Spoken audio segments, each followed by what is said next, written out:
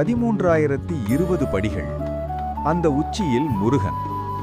ஆனால் ஒரு மனிதன் கூட சிரமப்படும் அந்த படிகளை தீர்த்த குடம் சுமந்து 2 படிகளாக தாண்டி ஏறும் காளைகள் இருக்கின்றன என்றால் நம்புவீர்களா?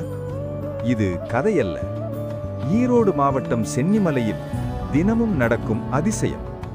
ஈரோடு மாவட்டம் பெருந்துறை அருகே சுமார் 3000 ஆண்டுகள் பழமையான சென்னிமலை சுப்பிரமணிய சுவாமி கோயில் 6 படை வீடுகளுக்கு முன்பே இருந்ததாக பழமையான வரலாறு கூறுகிறது.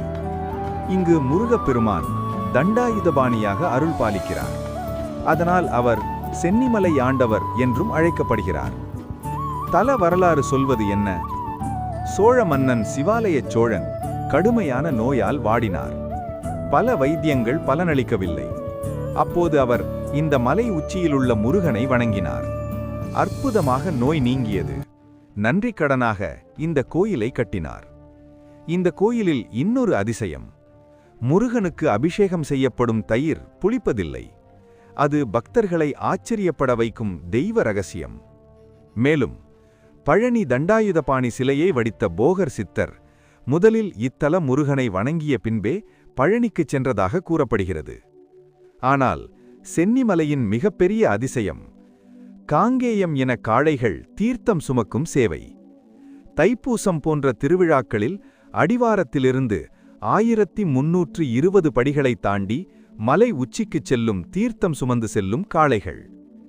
புதிய காளைகளுக்கு 3 மாத கால பயிற்சி அளிக்கப்படுகிறது. கூட்ட நெரிசலிலும் அமைதியாக படிகளை பயமின்றி ஏற பழக்கப்படுகின்றன. அந்த காட்சி, கபிலன் எனப்படும் காளை திருநீர் சுமந்து வரும் தருணம் பக்தர்கள் மெய்சிலிருக்கிறார்கள். சில இடங்களில் 2 படிகளை தாண்டி ஏறும்போது அது சாதாரண மாடு அல்ல, முருகனின் சேவகர் போல தோன்றும். பக்தர்கள் என்ன செய்கிறார்கள் தெரியுமா? அந்த காளைகளையும் கைகளை கூப்பி வணங்குகிறார்கள்.